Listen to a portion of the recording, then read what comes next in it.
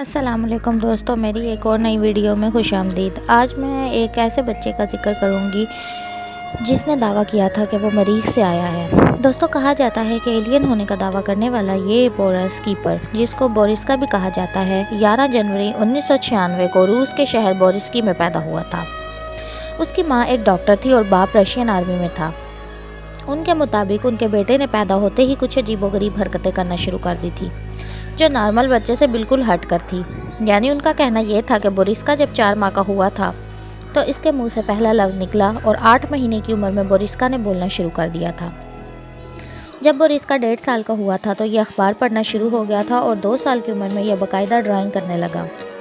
اس کے ماں باپ اور ڈاکٹرز بورسکا کی غیر معمولی ذہانت دیکھ کر دنگ تھے۔ اس کے علاوہ ان کا کہنا یہ تھا کہ بورسکا جب صرف 4 سال کا تھا تو اس نے سولر سسٹم اور کائنات کے متعلق باتیں کرنا شروع کر دی تھی۔ اس کے ماں باپ اور ڈاکٹرز یہ دیکھ کر پریشان تھے کہ صرف ایک 4 سال کا بچہ اسپیس اور سیاروں کے متعلق کیسے بات کر سکتا ہے۔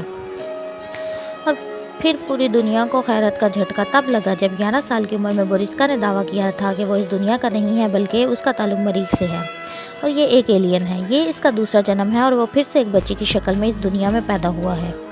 یہ سب دعوے اس نے محض 11 سال کی عمر میں کرنا شروع کر دیے تھے، جبکہ بورسکا خلائی مخلوق کے بارے میں بہت معلومات رکھتا تھا جو کہ اس کے والدین نے اس کو کبھی نہیں بتائی تھی، جس پر وہ خود بھی حیران تھے۔ اور اس کے علاوہ بورسکا کے والدین نے اس کے جنم سے لے کر اب تک کی اس کی ساری کمال ذہانت کے بارے میں بھی بتایا کہ کیسے وہ محض 2 سال کی عمر میں لکھنے، پڑھنے اور تصاویر بنا کر ڈاکٹرز کو بھی حیران کرنے میں ماہر تھا۔ جبکہ 7 سال کی عمر میں بورسکا نے پہلی بار اپنی سابقہ زندگی مریخ پر ہونے کی کہانی سنائی تھی، جس کی وجہ سے وہ روس میں بہت مشہور ہو گیا تھا۔ 2008 میں اس پر ایک مووی بھی بنی جس کا نام تھا انڈیگو بوائے فرام مارس بورسکا۔ اس نے ماہرین کو اپنی سابقہ زندگی کے بارے میں بھی بتایا تھا کہ ایٹمی دھماکوں میں مریخ تباہ ہو گیا تھا، جبکہ مریخ پر رہنے والی خلائی مخلوق تقریباً 7 فٹ لمبی ہے۔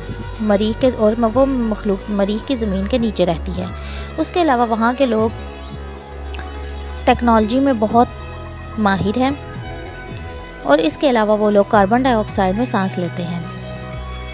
اس کے علاوہ اس نے دعویٰ کیا تھا کہ وہ لوگ لافانی ہیں۔ 35 سال کے بعد ان کی عمر بڑھنے کا عمل ختم ہو جاتا ہے اور وہ ستاروں پر بھی سفر کرتے ہیں۔ ایک بار خلائی جہاز میں زمین پر بھی آ چکے ہیں۔ اس کے علاوہ اس کا دعویٰ یہ تھا کہ وہ مریخ پر پائلٹ کی حیثیت سے بھی رہتا تھا۔ اس نے 1996 میں زمین کا سفر کیا تھا اور یہاں ایک بار پھر پیدا ہوا۔ بورسکا نے اپنے ان دعووں کو پختہ کرنے کے لیے یہ دعویٰ بھی کیا کہ انسان کو ابھی بہت کچھ جانا ہے اور اس علم کی چابی اہرام مصر میں ہے،